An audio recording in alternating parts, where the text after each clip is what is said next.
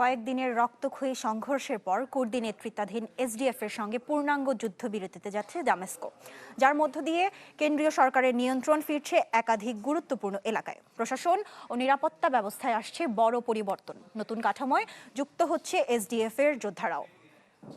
নতুন বাংলাদেশ গড়তে এলো জুলফিকার স্টিল।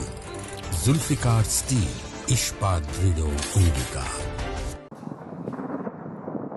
সিরিয়ায় কয়েকদিনের তীব্র সংঘর্ষের পর বড় মোড় নিয়েছে রাজনৈতিক ও সামরিক পরিস্থিতি।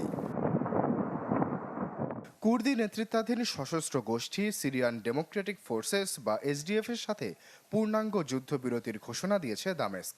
এই চুক্তির মধ্য দিয়ে ইউফ্রেটিস নদীর পশ্চিম তীরের এলাকা থেকে এসডিএফ এর সরে যাওয়া, রাষ্ট্রীয় নিয়ন্ত্রণ পুনঃপ্রতিষ্ঠা এবং এসডিএফ যোদ্ধাদের সিরিয়ার নিয়মিত সামরিক কাঠামোয় অন্তর্ভুক্তির পথ খুলে গেল।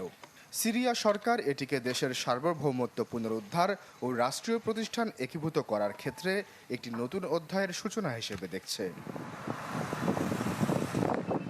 সিরিয়ার রাষ্ট্রীয় গণমাধ্যম জানায়, রোববার ঘোষিত এই যুদ্ধবিরতি অনুযায়ী উত্তর পূর্ব সিরিয়ার 3টি গুরুত্বপূর্ণ গভর্নরেট আল হাসাকা, দেইর আজ জোর এবং রাক্কায় ধাপে ধাপে কেন্দ্রীয় সরকারের প্রশাসনিক ও সামরিক কর্তৃত্ব প্রতিষ্ঠিত হবে।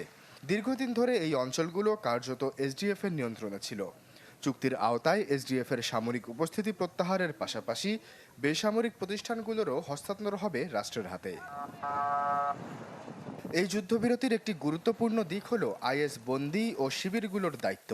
এতদিন এসব বন্দী শিবির ও নিরাপত্তা ব্যবস্থাপনা এসডিএফ এর হাতে থাকলেও নতুন চুক্তি অনুযায়ী এসব ব্যবস্থাপনা রাষ্ট্রীয় কাঠামোর অন্তর্ভুক্ত হবে। ফলে আইনি ও নিরাপত্তাগত সব দায়ভার সরাসরি সিরিয়ার সরকারের হাতে চলে যাবে। চুক্তিতে আরও বলা হয়েছে, এসডিএফ কেন্দ্রীয় সরকারের সামরিক, নিরাপত্তা ও বেসামরিক প্রশাসনের উচ্চ পর্যায়ের পদে নিয়োগের জন্য একটি তালিকা প্রস্তাব করবে, যাতে জাতীয় অংশীদারিত্ব নিশ্চিত হয়। পাশাপাশি কুর্দিস্তান ওয়ার্কার্স পার্টি বা পিকেকে সংশ্লিষ্ট নেতা ও সদস্যদের সিরিয়ার ভূখণ্ড থেকে অপসারণের প্রতিশ্রুতিও দেওয়া হয়েছে, যা আন্তর্জাতিক স্থিতিশীলতা ও সার্বভৌমত্বের প্রশ্নে গুরুত্বপূর্ণ বলে মনে করছে দামেস্ক। যুক্তরাষ্ট্রের সিরিয়া বিষয়ক বিশেষ দূত টম ব্যারাকের সাথে প্রেসিডেন্ট আহমদ আল শারার বৈঠকের পরপরই আসে এই যুদ্ধবিরতির ঘোষণা। বৈঠকে এসডিএফ প্রধান মাজলুম আবদির উপস্থিত থাকার কথা থাকলেও আবহাওয়াজনিত কারণে তার সফর একদিন পিছিয়ে যায়। কুর্দি সংবাদ মাধ্যমের তথ্য অনুযায়ী তিনি পরবর্তীতে দামেস্কে এসে প্রেসিডেন্ট শারার সাথে সাক্ষাৎ করবেন।